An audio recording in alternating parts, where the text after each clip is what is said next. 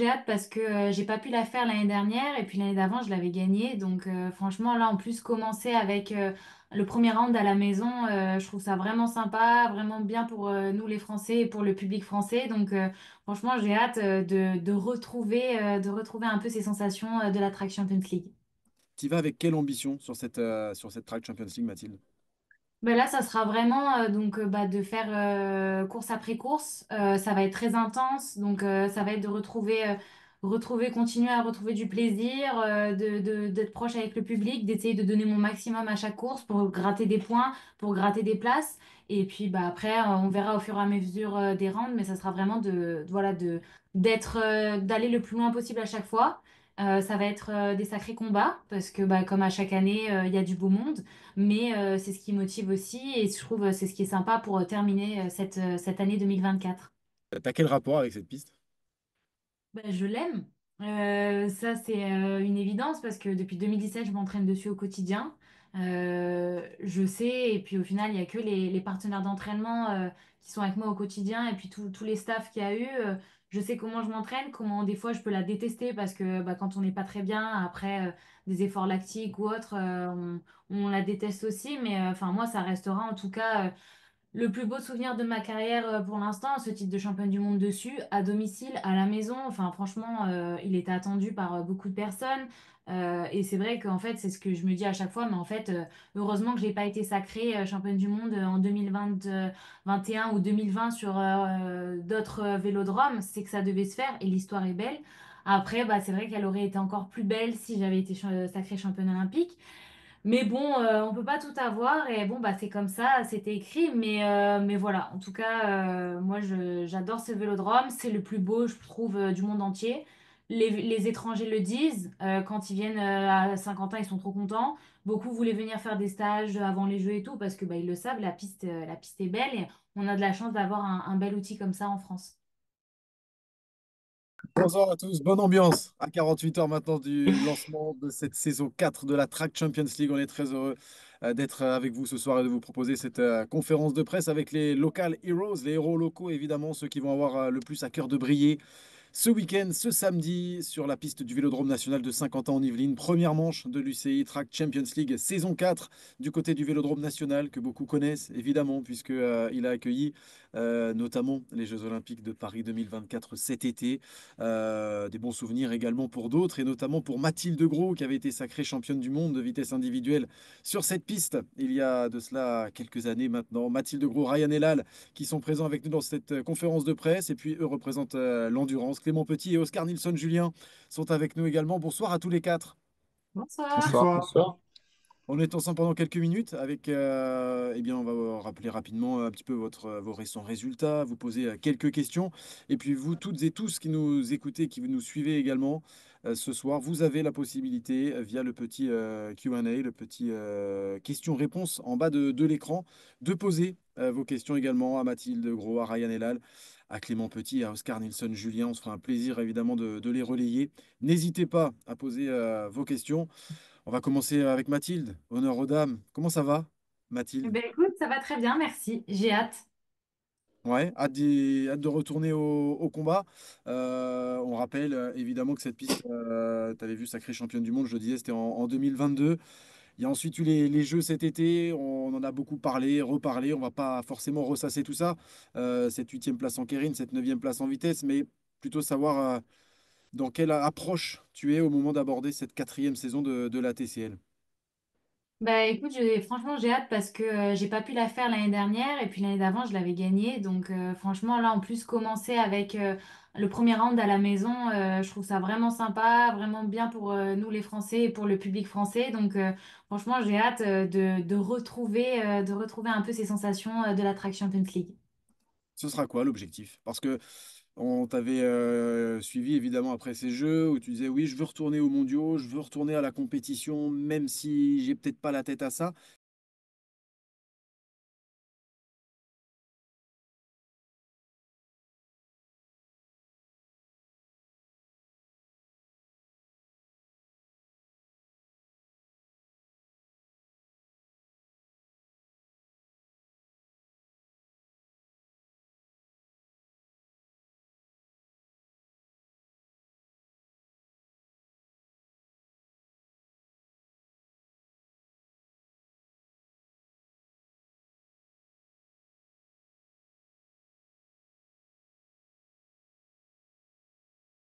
Alors, dans ton discours, quand on t'écoute, on a l'impression qu'il y a, je vais pas dire plus d'envie qu'avant les mondiaux, mais il y a plus d'ambition, plus d'objectifs, de résultats. Oui, bah, les championnats du monde, c'est vrai que c'était assez spécial parce que c'est vrai que c'était 2 mois après les Jeux. Donc, j'avais jamais aussi géré vraiment ça entre cette déception et puis le fait de faire ces championnats du monde. Parce que pour moi, un championnat du monde, ça reste un championnat du monde. Il y a des maillots à aller chercher. Donc, c'est toujours pour moi important de faire des championnats du monde. Donc, voilà, c'était plus un peu dans cette guérison entre guillemets et du coup bah là le temps fait bien les choses à chaque fois et puis voilà la vie continue donc à un moment donné c'est soit on continue à s'apitoyer sur son sort soit bah, justement on retourne on se bat et justement on reprend du plaisir sur tout ça. Avec donc l'objectif de prendre du plaisir. On va revenir à toi, Mathilde. N'hésitez pas si vous avez des questions à poser à Mathilde Gros. Ryan, comment ça va de ton côté? Tu étais présent toi aussi sur les derniers Jeux Olympiques avec une quatrième place notamment sur la vitesse par équipe avec la France. On rappelle également hein, que tu as été champion du monde junior en vitesse, que tu as été médaillé européen en vitesse en 2022, en 2023. Toi aussi, tu as déjà disputé la Track Champions League les deux premières saisons. Ryan, comment tu appréhendes ce retour sur la TCL? Bah, positivement, très positivement. Voilà, l'an dernier, j'ai pas eu l'occasion de concourir. Cette année, voilà, je suis de retour. C'est vraiment un format qui est très différent. Et c'est assez excitant sur ça. Voilà, c'est des matchs de vitesse à 3. Finalement, c'est assez particulier. Vraiment très court comme format. Donc, ça apprend vraiment à courir différemment. Et en expérience, c'est toujours très utile. Voilà, comme expérience et également comme organisation. Ça change de nos habitudes par rapport à classique. Il y a pas mal de shows, comme on peut dire. Mais bon, sur la piste, le niveau est tout autant que sur une autre compétition. Mais voilà, avec un jeu de lumière, voilà, il y a vraiment une atmosphère particulière. Les vélodromes sont beaux. On découvre voilà, vraiment des choses. C'est vraiment sympa. On se rencontre avec d'autres athlètes également. Ça permet aussi d'avoir des échanges. Et c'est assez sympa. Je me rappelle que sur la première saison, tu avais pris la huitième place. Tu étais à 12 points seulement du podium. Est-ce que c'est un objectif que tu t'es fixé, faire mieux que lors de ta première saison sur la TCL? Oui, oui, oui, c'est sûr. Pour cette année-là, vraiment, je vais essayer vraiment d'augmenter ce classement-là. Ça va passer bah, vraiment par d'abord chaque manche, chaque compétition. Voilà, on sait que le format est très différent. Il y a un système de points, c'est un système voilà, de place. Il faut être assez proche, même si on se fait éliminer, il faut être assez proche du concurrent précédent. Donc, c'est assez particulier. Ça change énormément de classiques. Donc, il y a beaucoup de stratégies également qu'il faudra employer en fonction du classement et des adversaires en face. Tu as fait les Jeux, Ryan, tu as fait les Europes, fait les mondiaux. Encore de l'énergie quand même? Oui, oui, bah c'est sûr que c'est assez dense comme saison. Voilà, on a eu les Jeux Olympiques, surtout en France. Nous, Français, voilà, on a attendu cet événement depuis tant d'années, depuis que je suis arrivé quasiment à la piste. On me parlait de Paris 2024, donc voilà. Ça s'est fait, c'est passé. Maintenant, faut passer à autre chose. Faut se projeter. Il faut également se reposer, c'est important. Mais aussi également se régénérer. Donc, il y aura un temps pour ça un peu plus tard dans la saison. Mais voilà, là, dans le programme, même avant les Jeux Olympiques, j'avais déjà coché l'envie de faire cette track Champions League, comme j'avais envie de faire le championnat du monde également. Et voilà, là, on arrivera sur la fin de la saison 2024 et on se projettera pour 2025 un peu plus tranquillement.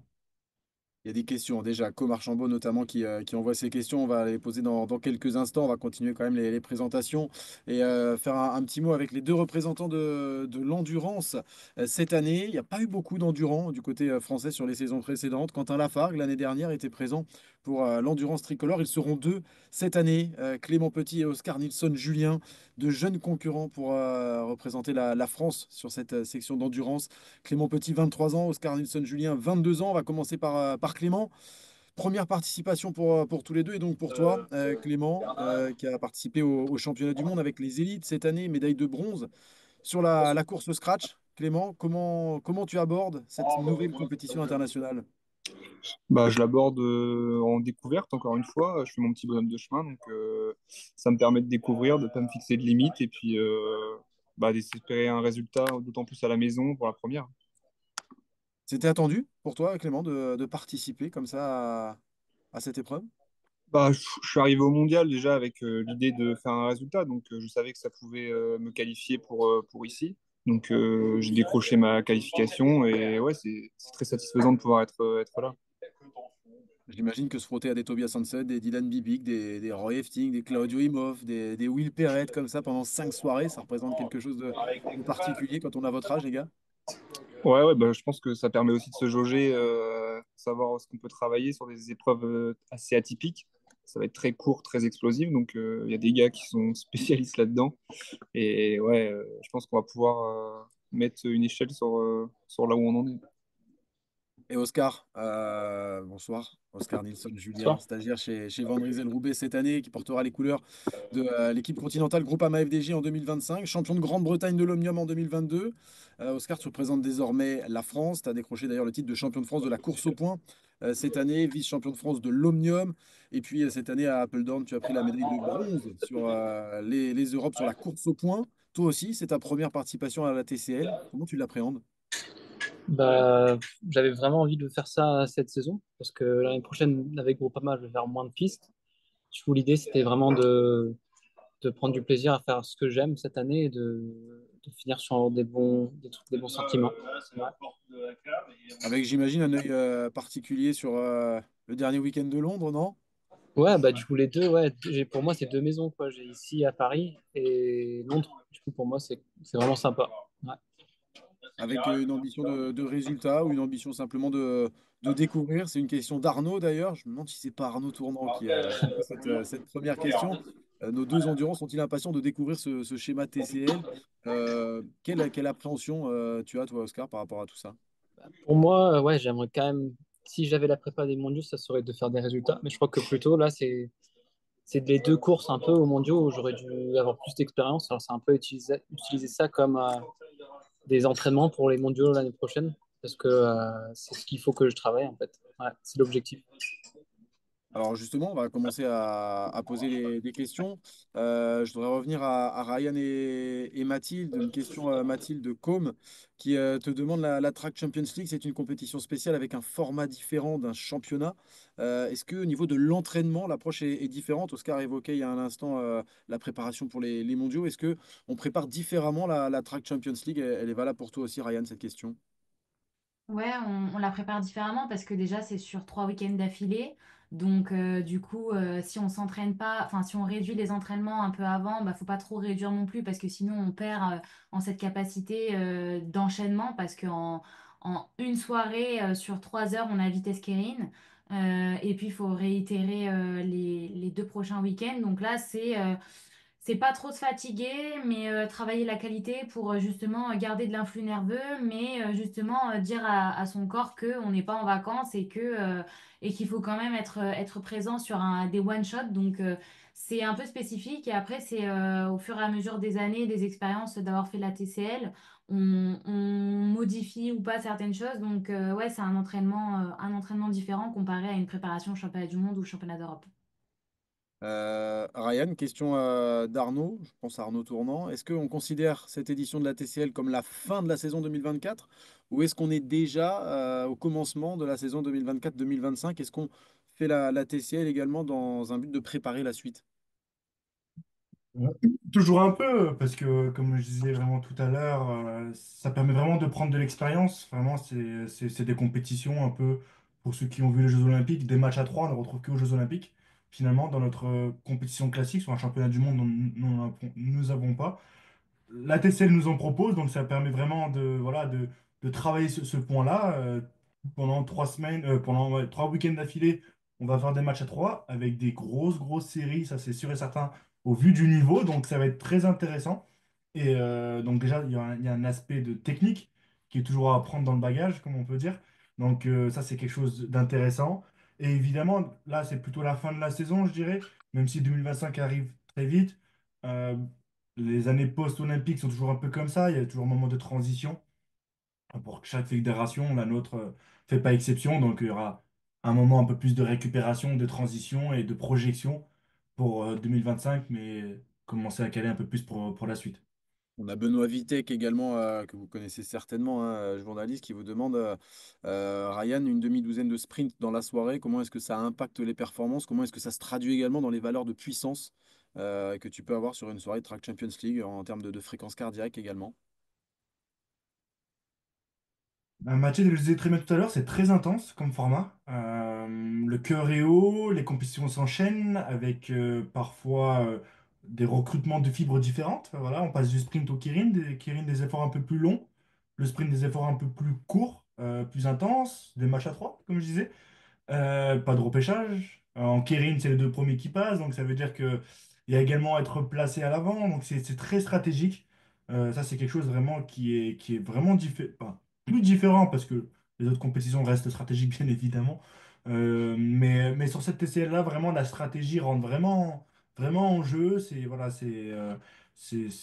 Faut savoir un peu faire ses calculs parfois en fonction de où on est. Et ça, c'est intéressant, mais c'est sûr que voilà, cette gestion passe par évidemment la condition physique et également la récupération entre les efforts, mais également, qui sera tout aussi important, la récupération entre les manches. On parle de fréquence cardiaque, justement, il y a une question de Benoît Vitek pour Oscar.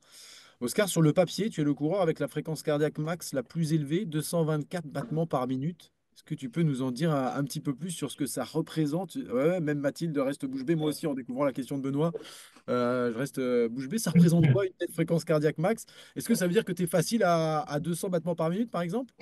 Bah, pour une heure, je peux facilement tourner à 200. Pour un chrono d'une heure, pour 20 minutes, ça reste pareil, peut-être 200, 210.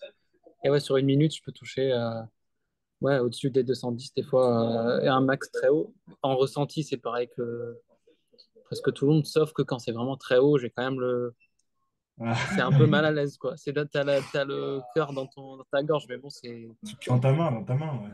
Ouais, Dans la c'est boîte à gants. différent. Ouais, je sais pas.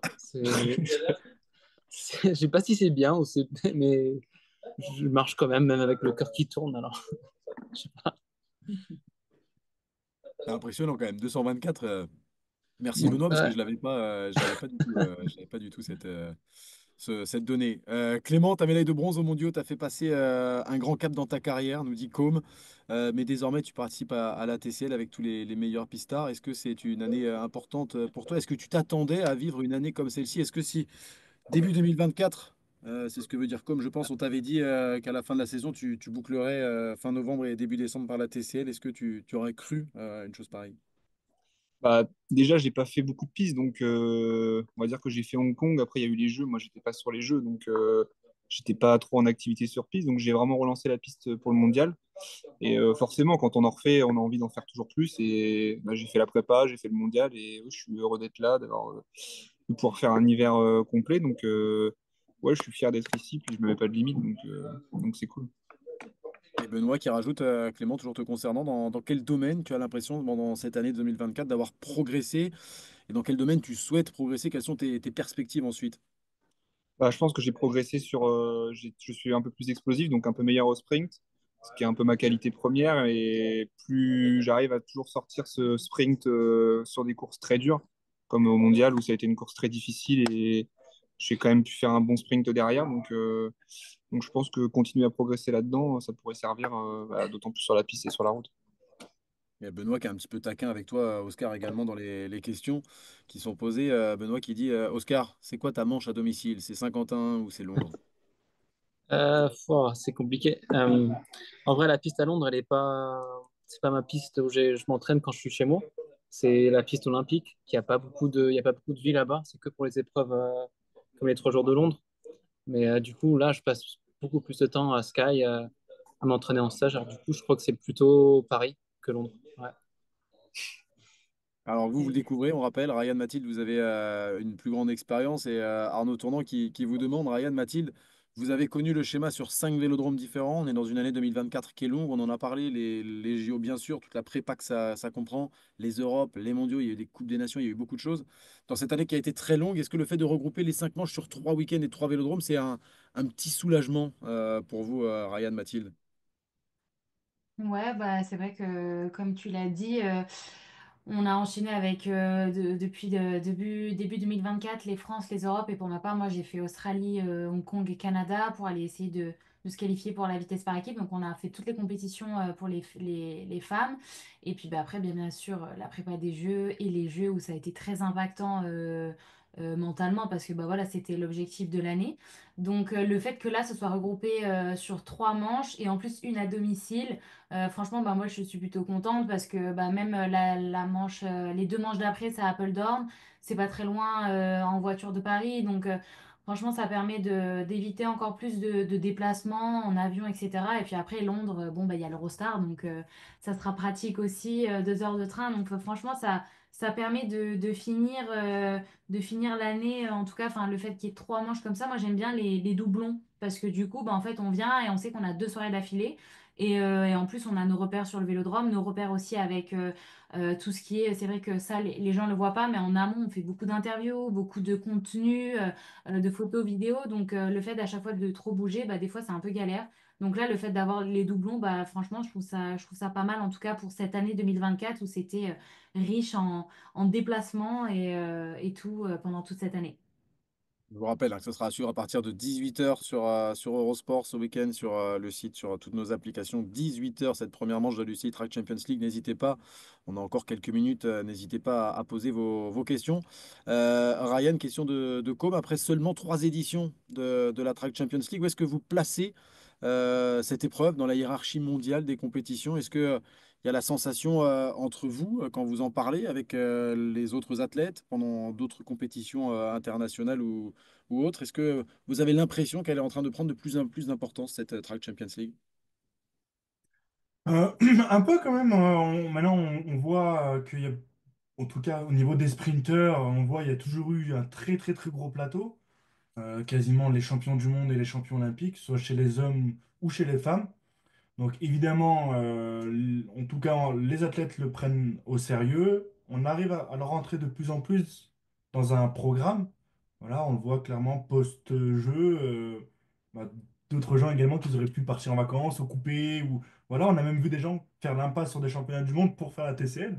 Donc voilà, des étrangers qui viennent un peu plus loin, qui savent que il faudra un peu choisir entre les deux, mais préférer faire une pause un peu plus longue entre les Jeux Olympiques et la TCL, mais faire la TCL. Donc, il y en a également chez les sprinters. Donc, c'est quelque chose voilà, qui rentre de plus en plus dans le programme. Le programme est très, très, très intéressant, vraiment, le format. Et comme dans la question de Arnaud, oui, ça nous arrange le fait d'avoir que 3 manches sur 3 vélodromes et pas plus de manches. Voilà, on sait que le voyage, il y a tous ces aspects-là de la performance qui rentrent et qu'on ne s'en rend pas forcément compte, mais le voyage. C'est pas des choses qu'on a l'habitude, beaucoup de médias, plus de médias que d'habitude. C'est des choses voilà, qui est nouveau. Donc en plus de gérer la performance, il faut gérer les à côté. Et c'est clair, voilà, d'avoir 3 manches, une manche à domicile, ça c'est toujours cool en tant que Français. Voilà, votre national, c'est que c'est un endroit qui est vraiment sympa. Et également, voilà, Apeldoorn et Londres, ça reste plus ou moins proche. Et voilà, le fait d'avoir des doublons permet également voilà, de mieux se reposer en tout cas. Justement, tu dis Sky, c'est à la maison. Oscar disait qu'il se sentait à domicile. Mathilde, moi j'avais une question. Je la prends pas dans le petit chat. C'est vraiment la mienne. T'as quel rapport avec cette piste maintenant, Mathilde? Tu l'aimes? Tu la détestes? Tu as été sacrée championne du monde. Il n'y a pas eu les jeux que tu espérais. Je me rappelle que tu avais couru avec ton maillot de championne du monde sur la TCL et tu prends le maillot de leader à la fin de la soirée sur la Track Champions League. T'as quel rapport avec cette piste? Ben, je l'aime. Ça, c'est une évidence parce que depuis 2017, je m'entraîne dessus au quotidien. Je sais, et puis au final, il n'y a que les partenaires d'entraînement qui sont avec moi au quotidien et puis tous les staffs qu'il y a eu. Je sais comment je m'entraîne, comment des fois je peux la détester parce que bah, quand on n'est pas très bien, après des efforts lactiques ou autres, on la déteste aussi. Mais enfin, moi, ça restera en tout cas. Le plus beau souvenir de ma carrière pour l'instant, ce titre de championne du monde dessus, à domicile, à la maison. Enfin, franchement, il était attendu par beaucoup de personnes. Et c'est vrai qu'en fait, c'est ce que je me dis à chaque fois. Mais en fait, heureusement que j'ai pas été sacrée championne du monde en 2021 ou 2020 sur d'autres vélodromes. C'est que ça devait se faire et l'histoire est belle. Après, bah, c'est vrai qu'elle aurait été encore plus belle si j'avais été sacrée championne olympique. Mais bon, on peut pas tout avoir et bon, bah, c'est comme ça, c'était écrit. Mais voilà, en tout cas, moi, j'adore ce vélodrome. C'est le plus beau, je trouve, du monde entier. Les étrangers le disent. Quand ils viennent à Saint-Quentin, ils sont trop contents. Beaucoup voulaient venir faire des stages avant les Jeux et tout parce que bah, ils le savent, la piste est belle et on a de la chance d'avoir un bel outil comme ça en France. Il y a 2 ans, te demande Benoît, Mathilde, tu t'étais imposé devant Kelsey Mitchell, devant Raspenin, devant Marta Bayona. À quel point la hiérarchie évolue aussi rapidement dans le sprint? Ouais, c'est bah, quand on regarde 2 ans avant, ou même la première saison de la TCL, à la fin, les winners, les leaders et tout, et puis bah, là, l'année d'après, et encore là, l'année dernière aussi, comment ça change, ça évolue, puis c'est la fin d'une Olympiade, il y en a qui ont été médaillés olympiques, champions olympiques, et puis bah, du coup, ça bouge, mais c'est le sport aussi en général. Nous, en tout cas, chez les femmes, ça bouge énormément, et puis bon, bah voilà, en tout cas. Je ferai tout pour faire partie du gratin à ce moment-là. Mais en tout cas, c'est vrai que nous, ça bouge beaucoup. Et je trouve ça bien aussi parce que au final, c'est pas fixe et tout le monde a sa chance. On a sa chance dans ce magnifique vélodrome quand on aura la chance de retrouver nous ce samedi à partir de 18h. Et puis c'est toujours, et je crois que c'est Ryan qui en parlait très justement tout à l'heure, pour celles et ceux qui sont avec nous ce soir dans cette conférence de presse et qui n'ont pas encore découvert la Track Champions League, ce spectacle notamment de mise en lumière de l'épreuve. Tout est particulier en termes d'atmosphère et c'est vraiment quelque chose à ne surtout pas rater. Clément, Oscar, j'avais une petite question également d'Arnaud. Qu'est-ce que vous pensez du niveau des coureurs de cette édition? J'ai évoqué certains de leurs noms tout à l'heure. On pense bien sûr au Dylan Bibic, pour ne citer que lui, un Claudio Imhoff, un Roy Efting, un Will Perret également qui a déjà brillé sur la Track Champions League. Qu'est-ce que vous pensez du niveau de cette édition 4 de la TCL? Ah, je pense qu'il y a des gros favoris, des gars qui sont vraiment très spécifiques pour ces courses assez courtes et très peu, enfin, très sprinter. Après, on sait que, comme l'a dit Mathilde, c'est assez ouvert à tout le monde a sa chance. Et sur une élimination, il peut tout se passer. Donc, bon, il y a des gros favoris, je pense à Dylan, Bibic, Tobias Hansen, Pitbull. Pitbull. Je pense que c'est les trois gros noms qui ressortent. Après, derrière, Je crois qu'au niveau physique, on est là, oui, mais c'est juste c'est des spécialistes de ces deux courses. Et je dirais plus que moi et Clément, on est peut-être, moi plutôt spécialiste de la tempo et de la course au point. Et Clément, bah, des scratchs troisième, mais il plus fait quand durs, même quoi. troisième au scratch, mais je veux dire, des scratchs durs, plus longs, 60 tours au mondiaux, du coup, c'est un peu différent. Comment vous allez intégrer, demande Arnaud, la TCL dans la période des 6 jours? Bah, moi, j'ai que fait gants et du coup, je termine là avec mes 6 jours. Du coup, c'est pas mauvais comme préparation après la reprise.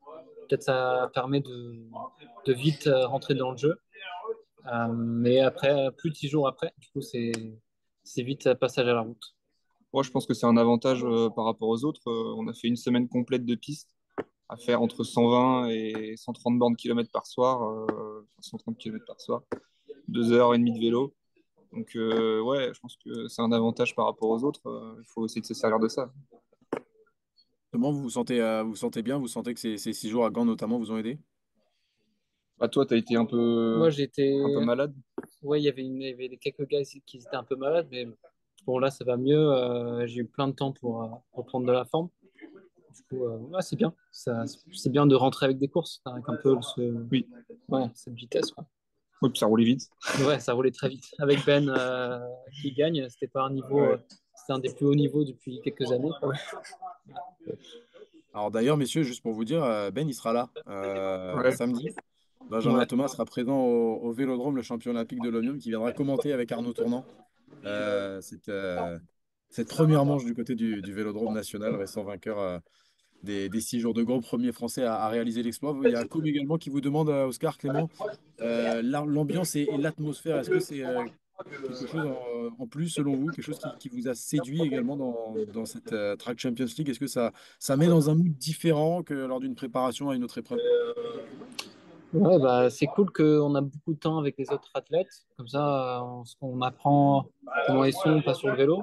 On a le temps à se parler, on mange ensemble, c'est cool. Et après, niveau course, c'est un peu moins de stress. Parce que des fois, il y a des mecs aux mondiaux, ils te parlent pas, ils te font la gueule entre les courses, mais là, tout le monde se parle, on peut même parler des mondiaux et comment ça s'est passé. Donc, c'est sympa. Ouais, puis comme tu l'as dit, il y a un changement, enfin, il y a un jeu de lumière, tout ça, il y a quelque chose qu'on ne voit nulle part ailleurs. Donc, c'est aussi découvrir de la nouveauté et d'apprendre encore quelque chose. Et ça permet aussi d'enrichir dans sa carrière. T'es prêt donc pour ce samedi. Si vous avez encore une ou deux questions, allez-y, n'hésitez pas sur le chat. Je pense qu'on a fait à peu près le tour de toutes les questions qui nous ont été posées. Je vérifie. Je vous rappelle donc le premier rendez-vous, ce sera ce samedi 18h du côté du Vélodrome national de Saint-Quentin en Yvelines. Il est encore temps de prendre vos places si vous souhaitez venir assister à cette première manche. Et puis on enchaînera ensuite. Vous le savez, du côté d'Apeldoorn, ce sera les 29 et 30 novembre à l'Omnisport Apeldoorn, c'est le nom du Vélodrome. Et puis on terminera les 6 et 7 décembre.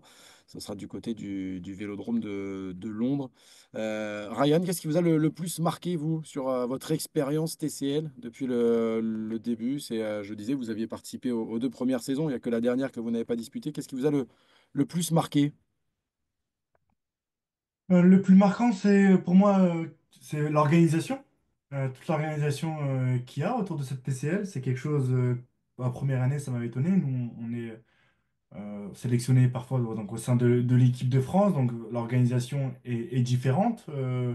Et là, vraiment, de voir une autre organisation, des gens qui ne viennent pas forcément du vélo, mais qui donnent tellement d'énergie que du coup, ça, voilà, on fait énormément de rencontres. Vraiment, la TCL, ça m'avait la première année, en plus de l'enjeu sportif qui est évidemment important. Comme je disais, on roule face aux meilleurs, donc ça permet toujours, voilà, de garder la main. Voilà, de voir les concurrents essayer des choses. Comme disait Clément, parfois il peut y avoir un peu moins de pression sur cette TCL, sur ça, même si on voit de plus en plus que ça prend de l'engouement, n'empêche. Mais voilà, là, on n'est plus dans le stade de découverte entre athlètes, mais ça permet quand même d'être toujours un petit pont, un ton en dessous. Vraiment, il y a eu les Jeux Olympiques qui sont passés, les championnats du monde. Il y a eu une longue et dure saison pour tout le monde, que ce soit pour les champions ou ceux qui ont été pas médaillés également. Mais voilà, c'est vraiment sympa. En tout cas, je trouve vraiment c'est sympa. On fait beaucoup de rencontres. Ça, c'est génial. L'organisation qui est autour, elle est vraiment top. Vraiment, des fois, express. Vraiment, on arrive sur un lieu, tout se monte vite, tout se démonte vite. C'est vraiment quelque chose qui m'avait étonné. Vraiment, je me suis dit, ça bouge et hop, ça enchaîne week-end après week-end. Donc, vraiment, c'est vraiment cool. Et ça, c'est quelque chose qui m'avait vraiment un peu marqué sur ma première édition. En plus du niveau et de la densité qu'il y avait avec les compétitions où voilà, on fait terminer le sprint, tu encore fatigué, il fallait changer ton plateau ou des roues pour l'épreuve suivante. C'est vraiment des schémas très très très courts, très intenses. Faut manger du riz 5 heures avant, je dirais. Oui, le trophée, il est beau, hein, Ah, Mathilde. il est beau, il est très beau. Ouais. Ah ben moi, le trophée, franchement, c'est ma grand-mère qui l'a. Elle l'a mis dans le salon. Là, en plus, elle a mis décoration de Noël et tout. Chaque année, il est illuminé. Et à chaque fois, quand des invités rentrent à la maison, il passe devant et elle explique à chaque fois, franchement. Donc, c'est incroyable, incroyable. Ce maillot bleu que vous allez tous, j'imagine, essayer de décrocher à l'occasion de la première manche samedi. On va se quitter avec une dernière question de com. Vous avez roulé sous la neige ou pas aujourd'hui? En voiture, oui. On a fait gravel. Ouais, on a Prévu fait sur deux la- trois heures tranquille. Ouais. Ouais, c'est On est ça. des routiers, du coup, Si, non, si, faut mettre c'est un coup d'eau. normal. Ouais. Ah ouais, les routiers, vous êtes allé faire du gravel Non, aujourd'hui? Ah non, mais je sais pas, on sait jamais. Non, on a fait de Attends. la piste. non, on Ils a ont les fait Ah, pneus de neige. ils ont les pneus des neige. meilleurs. Ils ont les pneus neige. Voilà, ça y est, ils sont plus sprinters que routiers, hein. Ah Ouais, bah c'est Ouais, là, vrai. clairement. C'est vrai, ouais. Non, mais c'est vrai, 7,5 km le scratch. Après, je crois que vous deux, vous finissiez pas le scratch. Oui, mais bon. Ah, j'en mettrais pas ma main à couper, tu vois. Ce serait intéressant quand même de voir un Franchement, sprinter. bonne idée pour la saison d'après. Ouais, ouais. Pense- Il y a on plus mélange. probable c'est plus probable que je finisse le scratch que tu Ouais, arrives à coller ça la c'est roue sur sûr. le Ça, sprint. c'est sûr, je suis Et certain. on, Ouais. on Ça, va c'est que je organiser ça. vois. On va organiser ça pour samedi à la fin des épreuves. On va refaire une course Édition scratch. On spéciale, peut ouais. gagner tous les quatre. Je fais le Kering, Non, je mais te fais après, ça roule le très vite. Philippe. C'est vrai que 7,5 km, j'imagine même pas Ouais. aller avoir au scratch. Laisse tomber. Ouais, Ah justement, un dernier mot avec vous, Oscar et Clément, sur ces 7,5 km. C'est particulier, ça va aller vite. ouais, ça va aller très vite. Ouais, bah, on parle de mettre des braquets plus grands que que d'hab, Que quoi. dans un mondial, ouais. Peut-être plateau 69-16 ou plus grand. Ouais. Du coup, ouais, parce que du coup, ça roule tellement vite, même de sortir en échappée, il faut un plateau pour rouler très, très, très vite. Alors, En fait, on n'a pas vraiment de repères déjà, donc ça va être un peu une découverte samedi. Puis on va tester un braquet, j'espère que ce sera le bon. Fallait aller regarder un petit peu ce qui se fait à côté dans les autres box, non? Ouais. ouais, Ouais, on a déjà un peu parlé. Je crois ouais, que tout le monde a un peu les mêmes idées. ouais, voilà. Ouais. Bon, ben, on a hâte d'y être. En tout cas, hâte de Ouais. découvrir tout ça. Samedi à partir de 18 h pour la première manche de l'UCI Track Champions League, saison 4. Un immense merci à tous les quatre pour votre disponibilité. Merci à toutes et à tous également d'avoir été avec nous, d'avoir posé vos petites questions. À Clément Petit, à Oscar Nilsson, Julien, à Ryan Elal et à Mathilde Gros. Bonne fin de préparation à tous les quatre. Bon repos pour Merci. samedi. Arrivez Et à en forme samedi. samedi pour Ouais, faire briller les couleurs françaises à la maison. Mm. Merci. Ouais. Merci. carrément. Merci, Merci rendez-vous à beaucoup. Merci à tous samedi. les Bonne quatre. Rendez-vous soirée. samedi, Bonne À 18 h. soirée. samedi. Merci beaucoup. Bonne soirée à tous les quatre. Merci, au revoir.